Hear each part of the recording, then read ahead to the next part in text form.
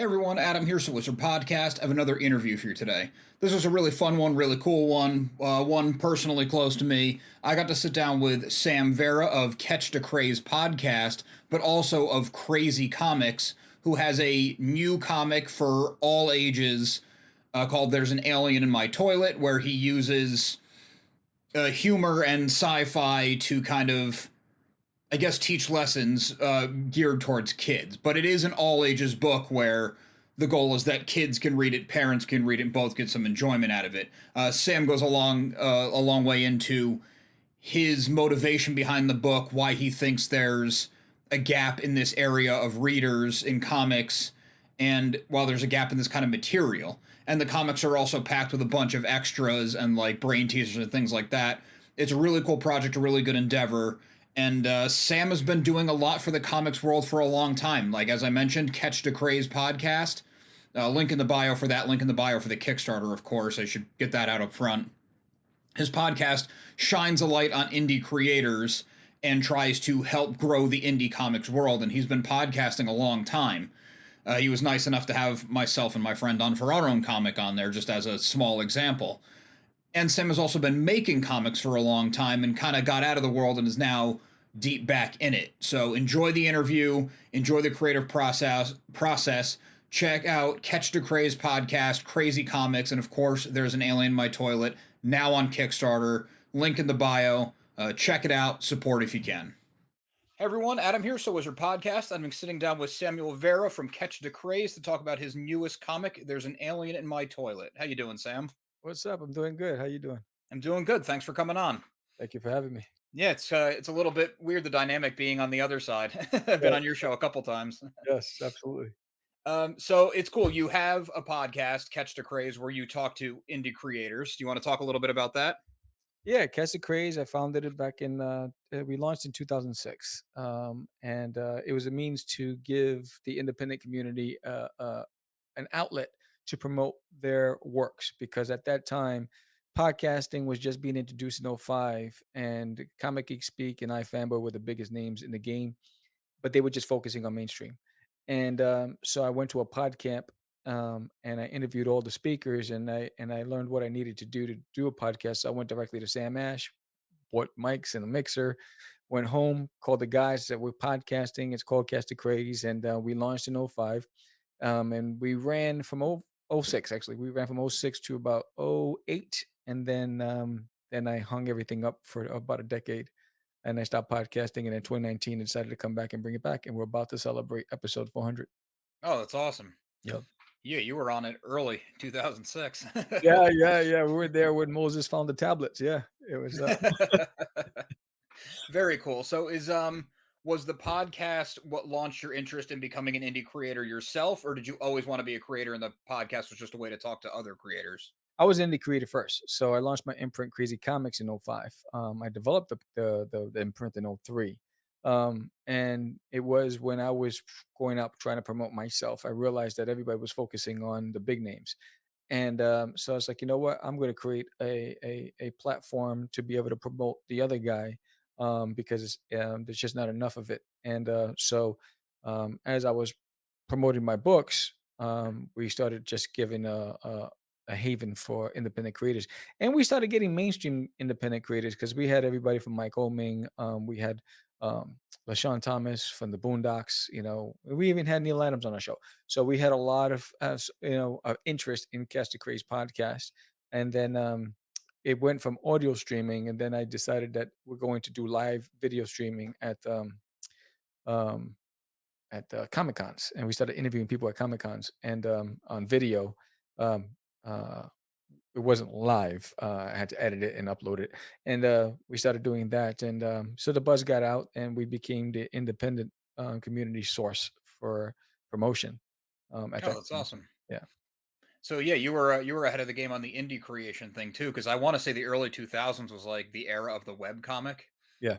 It seemed like every single person had a 3 panel coming on Yes. their website, and then they'd fall off when they realized how hard it is to update regularly. Yes. Yes. I always tell people, I say, have a month worth of work before you upload that first one. You At the know. very least, yeah. Yes. This way, at least you have 30 days ahead of time as you're working on the next ones, so you have plenty of time to promote. Did you go down that path at any point? No, I never went the webcomic avenue. I went directly to physical comic books. So that was always your thing, was the physical traditional comic book? Yeah, yeah, I don't know why I didn't embrace the web side of it, but I just preferred drawing, sequential art, and I really wanted to have my own physical books. Yeah. That was such a cool feeling when we did our first one where you're like holding something that you made and Yeah. even if it's just for you, it's just cool to have it. Yes, absolutely. Yes. It's also a different writing style. Writing that 3 panel and a gag once a week or twice or however many times compared Yeah. to a 20, 30 page story. It's a totally Yeah. different feeling. Yeah, which is why, I think, if you're going to do that route, have a body of work first, set yourself up for success because it is a commitment. If you're doing it daily, if you're doing it weekly, whatever you're doing, there's going to be an expectation from your audience. So just make sure you have a depth of work, so that way you don't contribute to the stigma that independents have of inconsistency, not having the follow up or falling off.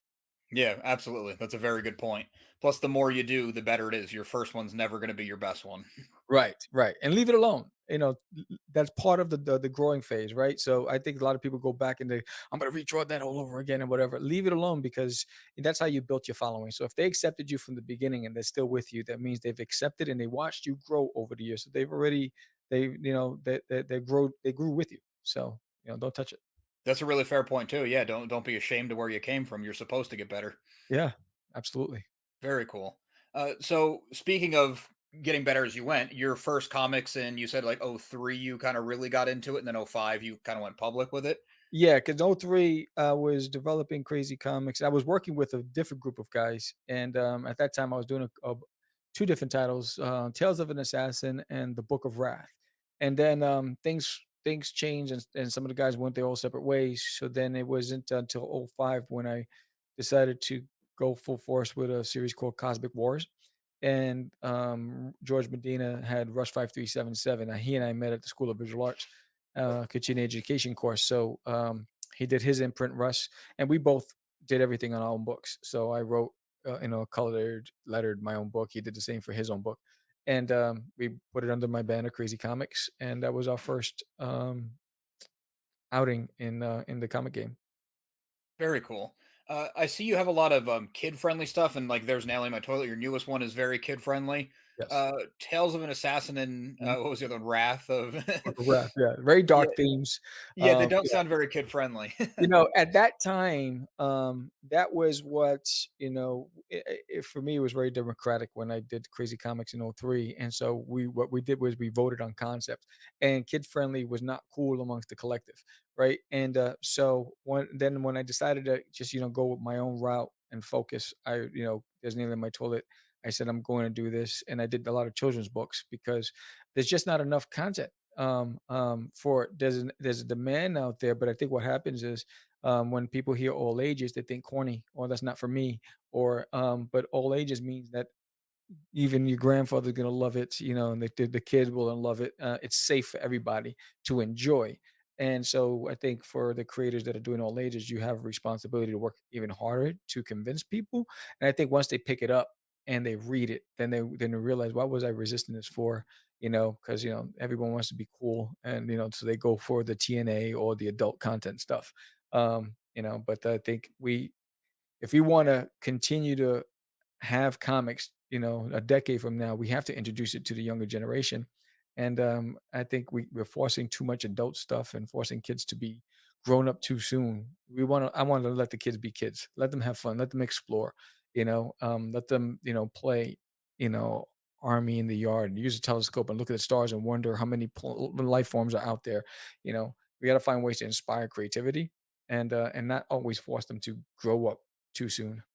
Yeah, I'm right there with you. Yeah, for sure. I think there's a huge market for it, which is a benefit, of course, of creating too. But also, like you said, if you want people reading comics in a decade, they got to be reading comics now. Yeah. Like we only have the Marvel movies because the people who are making them grew up reading them. Yes, absolutely. And it's also a good way just to get kids to read. Absolutely, and that's why and Designated in My Toilet Duty encourages learning, so every issue of Designated in My Toilet has 4 pages of word puzzles, critical thinking questions, trivia. In the first issue, there's a glossary of terms because Duty does have an extended vocabulary. So for your niece who might not understand what that word is, it's already there in the back of the book. There's a maze to help Duty find uranium chips and so he can fuel his UFO. So there's a lot of activities in every book that brings number one, a parent can do it with their kids, or they can leave the kids to have fun and just do it on their own. And if kids want to, or anybody wants the answers for any of the questions in the book, they have to get the second book, the follow-up book. So all the Yeah. answers for the previous was always going to be in the follow-up to help build that following on the series. That's a genius in many ways. A genius that you got the puzzles in there for the interactivity, keep kids coming back, but then also a genius marketing move to put the answers in the next book. Yes, yes, yes. Yeah, you want them to come back, and so this brand for Disneyland on My Toilet, it's all encompassing, and it truly is for the whole family and all ages because there's a trading card game that's in development. So in this campaign, you have the Generation One cards, and every campaign is going to be another volume of the trading card set. The board game for the trading cards will come out next year. So this is your way to collect all of them leading up to the board game, and so you can also get the guidebook to the characters in Duty's World, so you'll know what's coming down the pike. There's a coloring book as well in this campaign. There's the comic book itself. There's so much to offer. Then if you're a sticker fan, there's a lot of different stickers. There's a bookmark. So there's so much for everybody. So if you're new to it and you're not sure, get the first tier, which is just a comic book, and I guarantee you read it, you'll fall in love with Duty, and you're going to want to find the second issue and find out what happens. That's awesome. I like the approach of all ages not meaning kids, but all ages meaning literally all ages. I think that's great. Yeah, I mean, even you're in the gym, you're flexing, trying to catch that girl's attention. You don't want her to see you with Disneyland in my toilet, right? But you know what? So you can say, "I'm buying this as a gift for my nephew." You read it, you're gonna laugh, and then you're gonna say, "Give it to your nephew," and then you say, "You know what? What the hell was I resisting this for?" Right. So this isn't your first kids book, is it?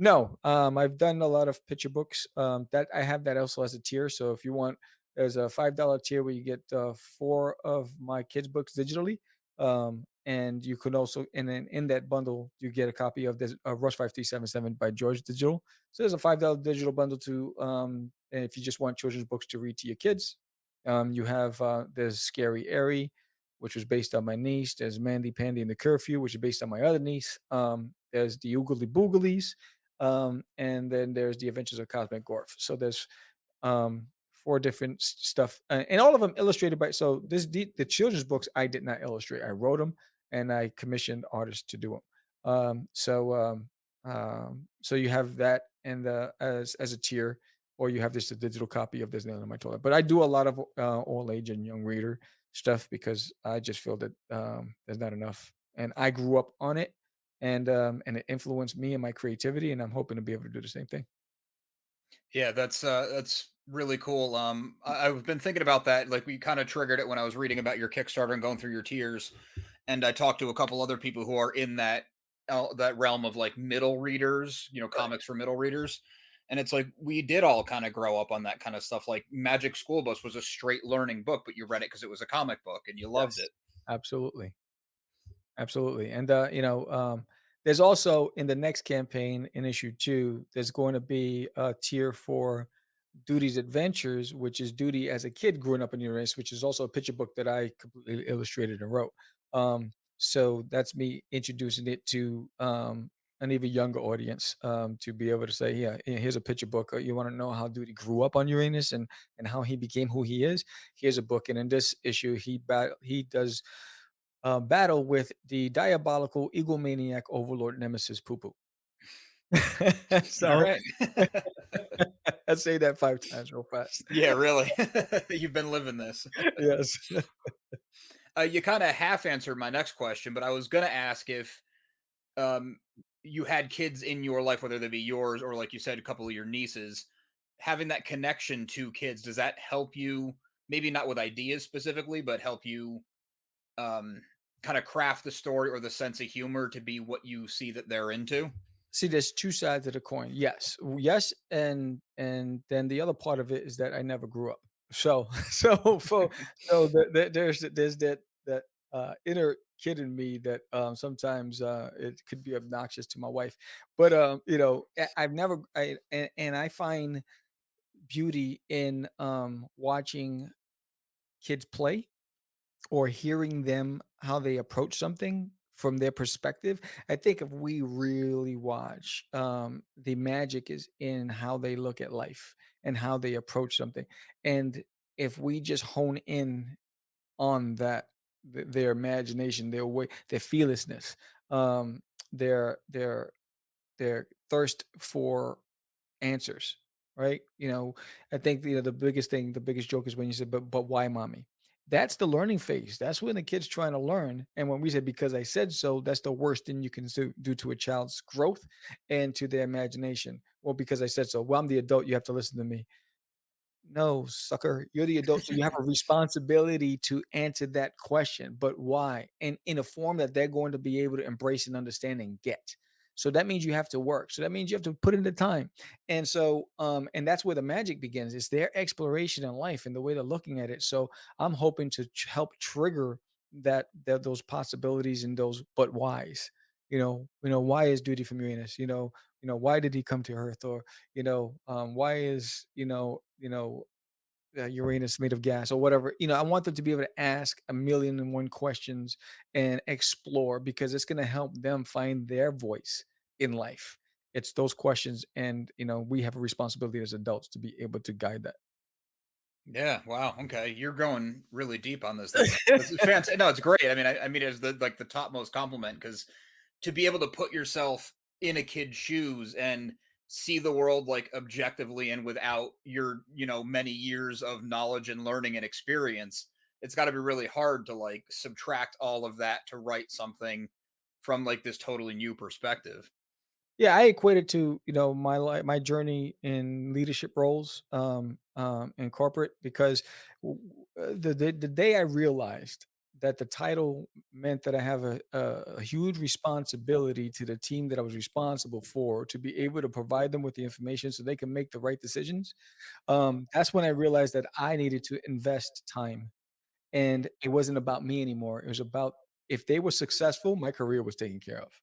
And the same thing for I think for adults. If your child has the information to make the right choices in life, they're going to be okay.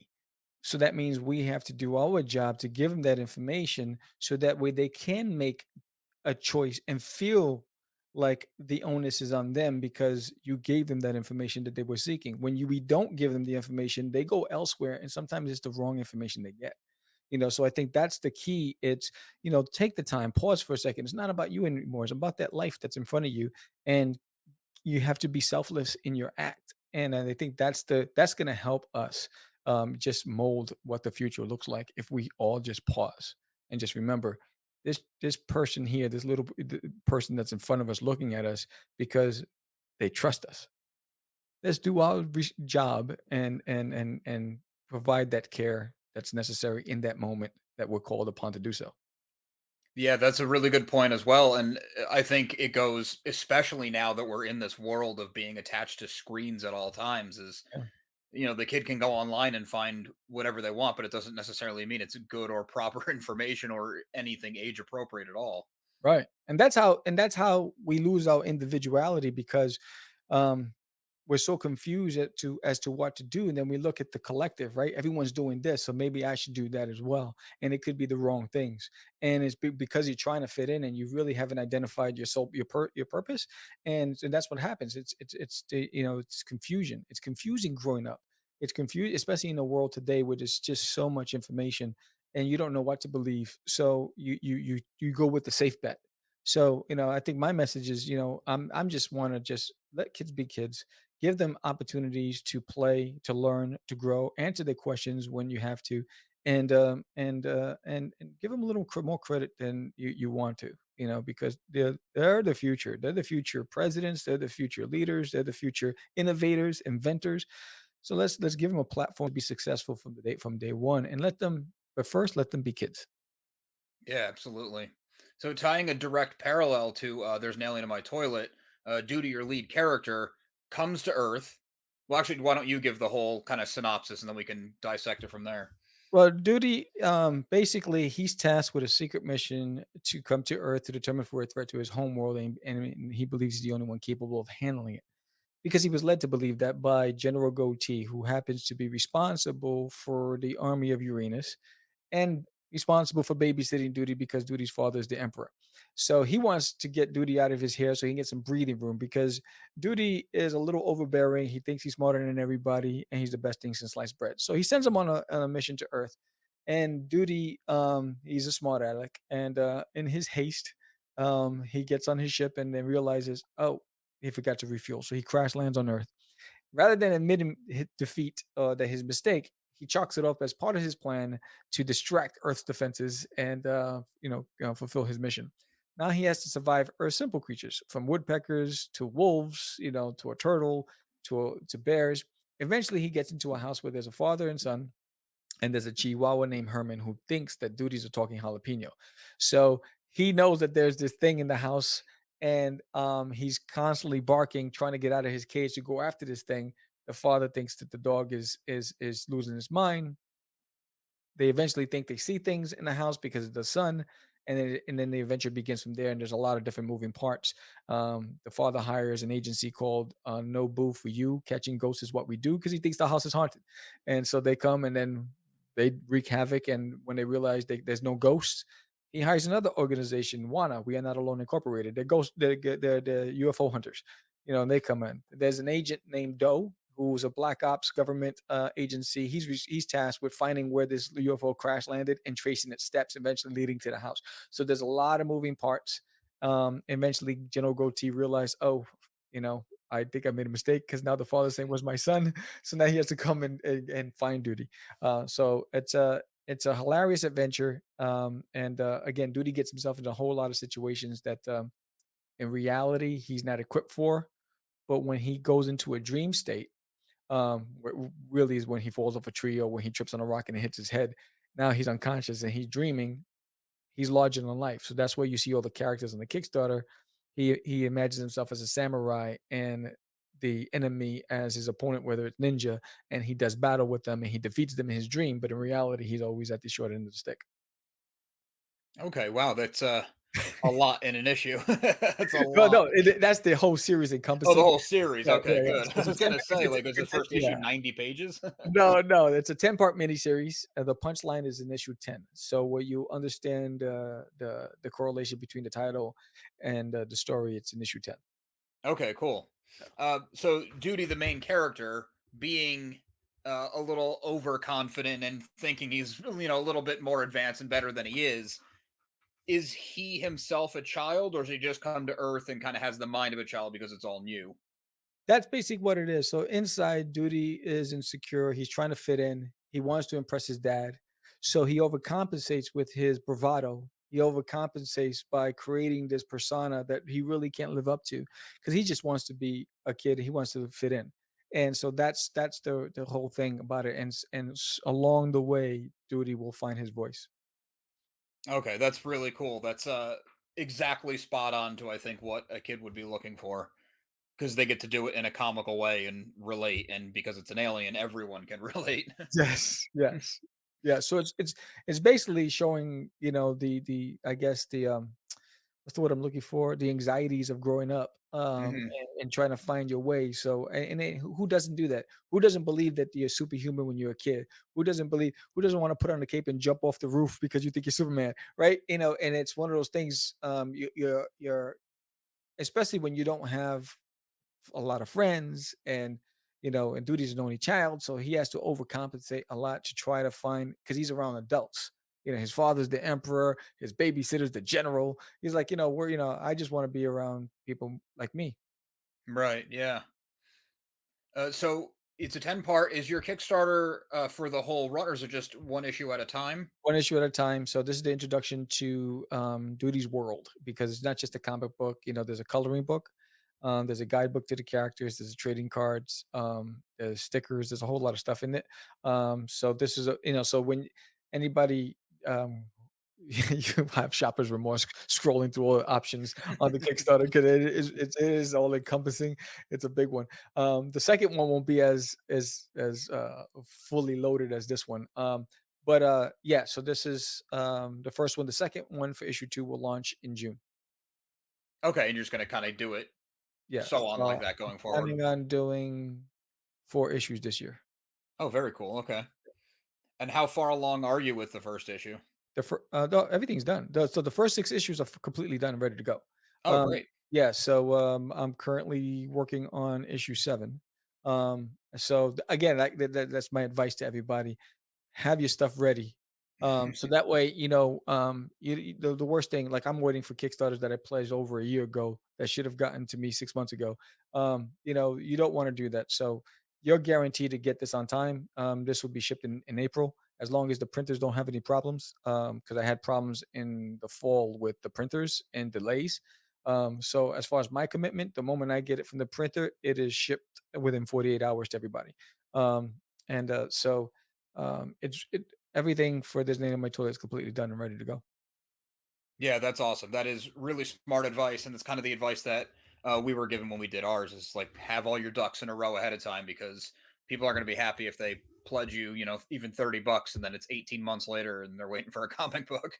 Yes, yes, that's the worst thing you can do for yourself and for the Yeah, people who are investing in you, because it's an investment. You know? But I see when people say, "Can you do me a favor?" Or, no, it's an investment, into something at the where it's a win-win for all. Number 1, you get a piece of literature that you can have fun with and smile, and you're helping the brand grow. That's the way I look at it. for sure. And you've been in the indie world for a while. Is this your first attempt at crowdfunding? No, no. In 2019, we launched Cast the Crazies, which is based on the podcast and George and I story in comics, and basically it tells the story of how I started in comics, and we launched the podcast, and we were very successful back then. And then I left comics, and George stood in the game, and I went onto the corporate world. It follows that story. We come back after a decade to launch it, and we don't have the same success. And now we're being taunted by rival podcasters. So I go into the woods and I shout out to the universe saying, "Help us become the best podcasters in your universe." And the universe answers in the form of the crazy man who's this Afro bell bottom wearing platform shoe hippie from another universe who brings the crazies with him, and they start bopping people over the heads with microphones. And now you're addicted to Catch the Craze podcast, and now we're soaring with thousands and thousands of subscribers to the show, but people are walking around like zombies. So then now we're under investigation, because they found that they're trailing the source to us. So now we have to try to stop the crazies and catch the crazies. So it's like, be careful what you wish for because you just might get it. So it's a hilarious story with a supernatural twist. Awesome. Okay, so another very cool, very original idea, but also you have crowdfunding experience, which is huge. Yeah, we did 3 of those, the first 3 issues, and then, was successful. Then I launched my fantasy series called Forbidden, which is more adult, and, I did the first 3 issues of that successfully, and, now I'm introducing Disney on my toilet, and George is launching Wonder Duck in May.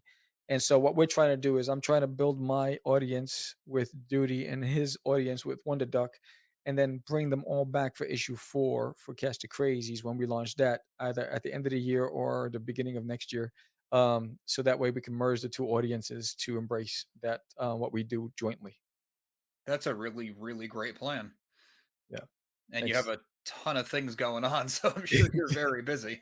Yeah, yes, it's time management is stuff is important, especially when you're promoting. Because like now I'm on a podcast tour, so this is like the 30th podcast that I've been on, um, um, and this is only a 21-day campaign. I'm not doing 30 days, so balancing that plus Cast the Craze podcast plus drawing and creating and promoting and trying to be a good husband. It's a balancing act. Yeah, that's insane. It's I just want to make the comics and have someone else do the promoting part. Yes, and that's the goal. Get to a point where it's in somebody's hands that I can trust, and I can just do what I do best and just have fun creating. Yeah, of course it is fun to talk the process too. Yes. I find it invigorating. Now I want to go and work on my own stuff. Yeah. So I know you talked about your tiers a little bit, and you talked about how there's a lot of tiers. So maybe you don't want to do them all, but do you kind of want to give people an idea of what to look for. Maybe, if you want just the comic, go for this tier. If you want this, go for that tier. Yeah, if you just want the comic, there's the $10 tier for the comic book. It's the cover that was done by George Medina, and George doesn't draw anymore. So George illustrated that cover actually 10 years ago, and he stopped drawing. He just writes and he commissions other artists. So this is a great way to get a George Medina cover. So you can start with that cover. It's a $10 tier. For collectors, there are variant covers. There's an homage to Teenage Mutant Ninja Turtles, which is limited to 100 copies, and it comes with a certificate of authenticity numbered and signed. Then there's other variant covers, the Rambo cover and the Matrix cover, and a cover by Maciek Empro, who's an artist from Poland. If those are for the collectors, but for the people who just want to be introduced, and then you can have add-ons. There's a coloring book and comic book combo. If you want to get the coloring book for your kid or your niece or your nephew or for yourself, um, so that's an option as well. Or you can just add on things. You can get the guidebook and the comic. You can get the guidebook and the trading cards if you're just a gamer, a tabletop gamer, and you want to have that in advance of the launch next year for the game. You can get the first volume of trading cards with the guidebook to the characters. And on the back of the guidebook, there's a blank page where you can get a commission sketch by me. Um, um, so there's stuff something for the beginners, and then there's those who are supporters of what I do. There's a tier, a super tier, which is the Emperor's tier, where you can get all the variant covers, the sketch cover with the commission sketch by me, plus all issues of Catch the Crazies 1, 2, and 3, plus the graphic novel volume 1 to Forbidden done by me, plus some stickers and some bonus stuff in there. All that's a major tier. Somebody just scooped that up. So yeah, there's something for the fans of what I do. Then there's something new, and then if you just want to get stuff for your kids, you can get the book, and there's about 20 different add-ons that you can add on as you're checking out. So you don't have to be committed to a specific tier with like specific covers. So there's something for everybody. And if you're a toy collector, I have the 6-inch figures. This is one of the figures that I'm painting currently right now of military duty. So you can get them custom painted by me, or you can get them virgin without the paint. And then if there's a prototype plush doll, he's over there, that you can get again. So there's something for everybody. Yeah, that's great. That was one big thing. Not really knowing what we were doing going into it, is we did not have nearly enough variations on our tier. So it sounds like you said, literally something for everybody. Yeah, it could be confusing because there's a lot of options. I would say start with the comic, and then just when I check out, there's a bunch of add-ons, and then you can just scroll through the add-ons to figure out what it is that you want to add to your basket. Very cool. And you're doing digital and print? Yeah, so there's a $5 digital for the comic, and especially and this is open internationally, and I know internationally, the shipping is the sometimes more expensive than actual the tier. So I don't expect, but I have it open because there are some people internationally that don't mind paying the shipping, but you can get the digital copies internationally as well. Yeah, I mean, I think for comics, print's always the way to go, but Yeah, digital is pretty popular. So, yeah. especially like you said, for the international audience, where shipping is like, I almost feel guilty on our website when we sell a comic international. It's like, oh man, the guy paid double the cost of the book for shipping. It's Yes, yeah, yeah, so I remember I was constant because the last campaigns, all I did was Canada and the US, and then I got an email from somebody saying, "It's not fair. You should open it up about let us make the decision whether or not we wanna pay the cost." It's like, "You're absolutely right." 'Cause, yeah, I felt guilty. I was like, "Man, it's gonna be like 40 bucks."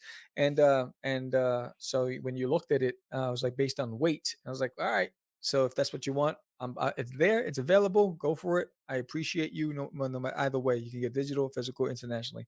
I understand either way.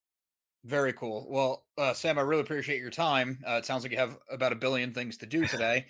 So, do you want to give a quick plug to anything else, like your podcast or your socials or any other things? Yeah, you can find me at Catch the Craze, with a DA, not a THE, anywhere on social media. I'm on 12 different platforms as Catch the Craze. And if you want to find out more about my books and what I do, go to icreatestories.com or crazycomics.com. They both lead to the same site.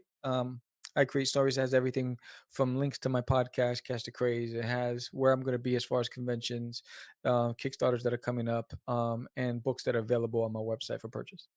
Very cool. Well, thanks again. Best of luck with everything. It sounds awesome, and I think it's cool how long you've been in the game and how you're going after the all audiences market, because, like you said, there's just not enough out there. No, there isn't, and, thank you for having me on. Absolutely, anytime. You got it, buddy. Take care.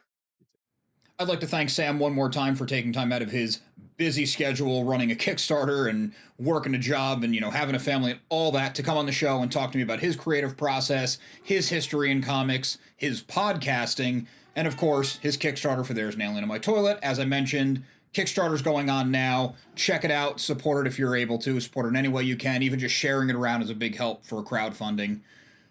Please remember to like and subscribe. We have a lot more content coming your way. You're not going to want to miss out. Also, make sure you listen to So Wizard Podcast every single week wherever you get your podcasts. SoWizardPodcast.com is your resource for reviews, recommendations, videos, merchandise, and more. So Wizard Podcast can also be found on Patreon, where for as little as $1 a month, you get multiple monthly bonus shows. We love hearing feedback, so drop some in the comments, leave us something on social media. All the accounts can be found after the show and in the show notes. And on a more personal note, since we're talking comics this time, and I plug it every time, I have my own ongoing comedy comic series. It's called Social Studies. It's a slice-of-life comic about the high school experience, all the craziness that goes along with it. It is semi-autobiographical, but you don't have to know me or my buddy Mike, who does the comic with me, in order to, enjoy the comic.